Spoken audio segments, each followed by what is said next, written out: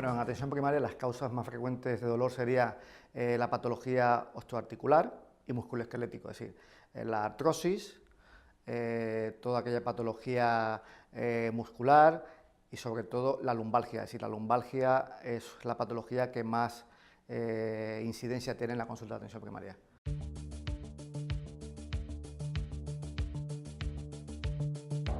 El abordar el dolor debe ser tanto diagnosticado como tratado en el nivel primario o la atención primaria. Es decir, cuando el paciente hayamos agotado todos los tratamientos, se debería remitir a un segundo nivel o a especializada, a las consultas especializadas de unidad del dolor.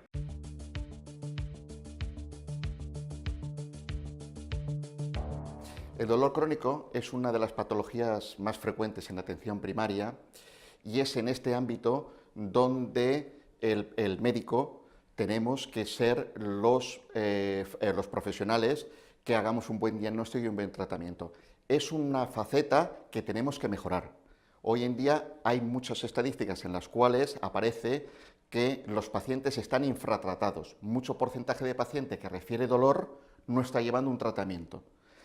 Ya no un tratamiento, sino incluso que no es adecuado. Es decir, tenemos que mejorar el diagnóstico, la evaluación y el tratamiento en nuestro ámbito.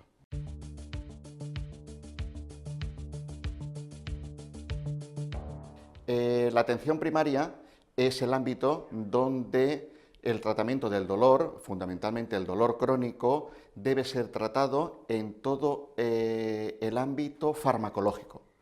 Todo tratamiento farmacológico debe ser de atención primaria. El criterio de derivación fundamental, salvo excepciones, pero como norma general, es cuando se haya agotado el tratamiento medicamentoso y sospechemos por la patología del paciente que puede mejorarle y aliviarle ese dolor crónico con técnicas intervencionistas en una unidad del dolor especializada.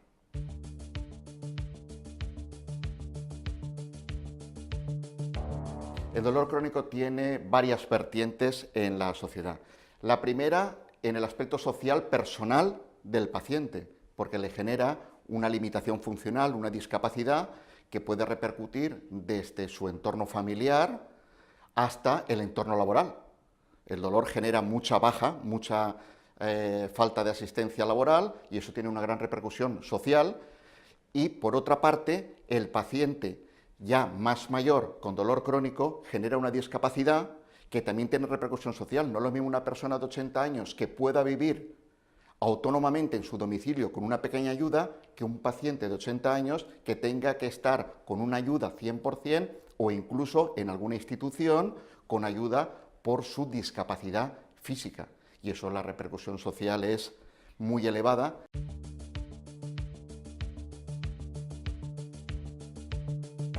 El dolor es algo evitable, porque hoy creo que disponemos de tanto de los recursos farmacológicos como intervencionistas para poder controlar perfectamente el dolor, sobre todo el agudo, y deberíamos de controlar el 99,9% el crónico.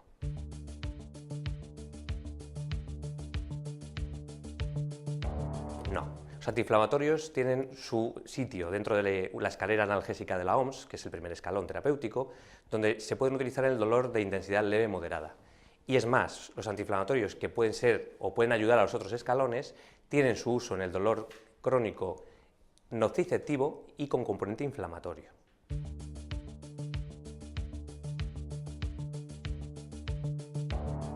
Los opioides son analgésicos muy seguros, de hecho más seguros que otros que pensamos que lo son, como los antiinflamatorios o el paracetamol. Lo que pasa es que yo creo que se juntan dos factores. Un factor es el posible desconocimiento, o mejor dicho, la falta de actualización nuestra, por un lado, y por otro lado, mejor el miedo que también podemos tener nosotros a las posibles consecuencias que puedan tener el uso de los opioides, que luego realmente no son tales, es decir, es más lo que puede ocurrir sobre el papel que lo que ocurre luego con el paciente en la consulta.